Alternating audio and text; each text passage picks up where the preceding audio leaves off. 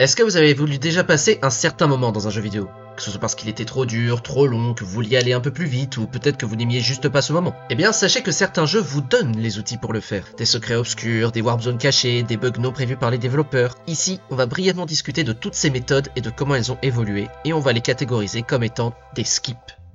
Déjà, posons-nous la question. Pour quelle raison un joueur voudrait skip du contenu dans un jeu? À l'époque des premiers jeux de salon, la réponse à cette question est simple. C'est parce que personne n'était assez bon pour atteindre la fin d'un de ces jeux. Pour illustrer mon propos, prenons par exemple Mike Tyson's Punch-Out, sorti sur NES.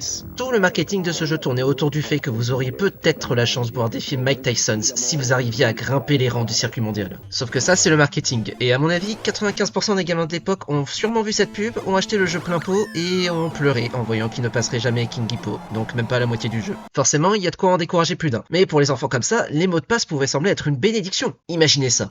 Vous allez à l'école, tout triste d'être bloqué à ce stade, et là, vous entendez dire qu'une simple série de chiffres vous permet d'accéder directement au boss final. Imaginez la réaction du gamin. Oh, ça a vraiment marché.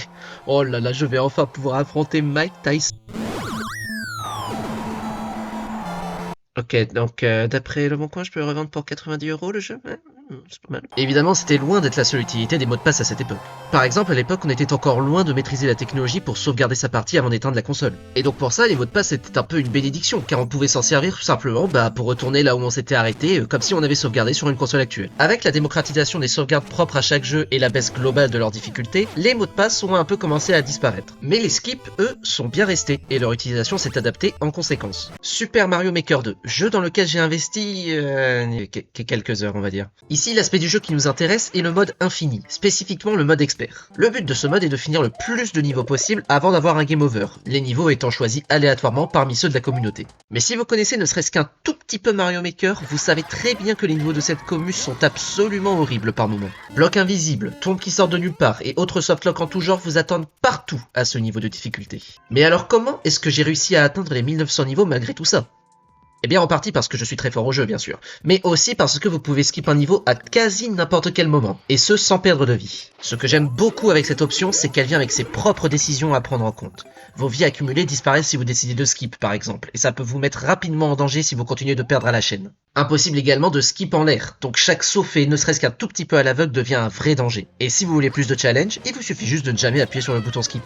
Donc ici, skip, oui, mais avec modération si vous visez une bonne place dans le classement. Allez, il est temps de rentrer dans le cœur du sujet, il est temps de parler du cadre où les skips sont les plus recherchés, les speedruns. Forcément, quand on veut aller le plus vite possible, la moindre opportunité de pouvoir gagner des secondes est intéressante. Et des fois, c'est les développeurs eux-mêmes qui vous donnent des outils pour aller vite. Il suffit de prendre un jeu aussi connu que Super Mario Bros par exemple.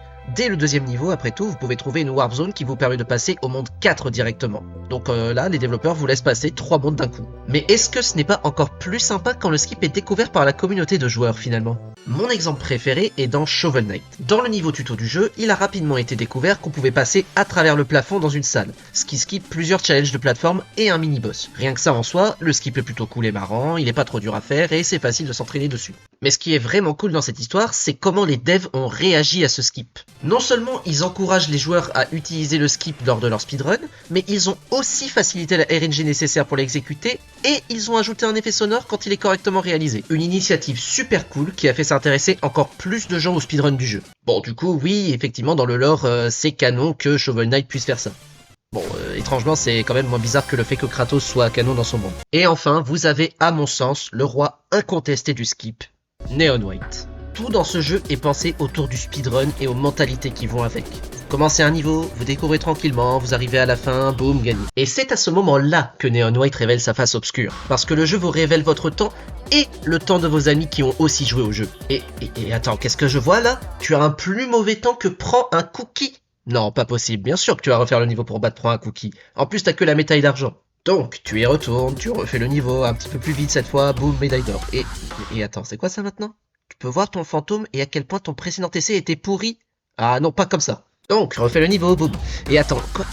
Indice du niveau, c'est quoi ce truc maintenant? Oh, c'est un skip caché qui te permettra d'atteindre la médaille de platine, bien sûr. Donc cette fois, ça y est, tu as toutes les cartes en main, tu refais le niveau, tu le fais à la perfection, tu exécutes le skip qui t'a été recommandé, et enfin, ça y est, la médaille de platine. Ignore juste le fait que tu es genre 300 millième mondial et ça te semblera bien. Neonwhite a une manière très élégante de vous faire découvrir ces skips, en révélant peu à peu des éléments qui vous poussent dans cette optique de l'optimisation, vous faisant découvrir à la fois des skips voulus par les développeurs et à imaginer vos propres routes optimisées.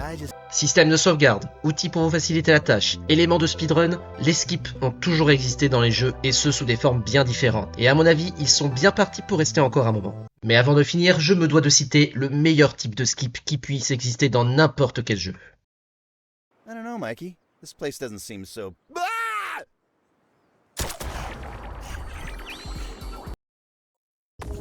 Le bouton qui permet de skip les dialogues cringe. C'est vraiment le meilleur de tous les boutons.